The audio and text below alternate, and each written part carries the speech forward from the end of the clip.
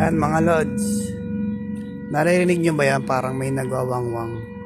Ang ibig sabihin lang yan, pag may narinig kayong ganyan na nagwawangwang dito sa Poland o dito sa may Mixtat, nag-alarm yan na magkakaroon ng malakas na ulan o malakas na sunstorm, na ganyan yung mga binibigyan nilang warning dito. Yan, di ba? Kaya yung mga tao rito, ma-alarm sila na may darating na malakas na ulan. Bukod dyan, may marireceive din kayong message sa mga cellphone. Kanya dito sa amin sa Poland.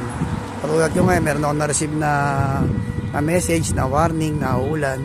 Yan.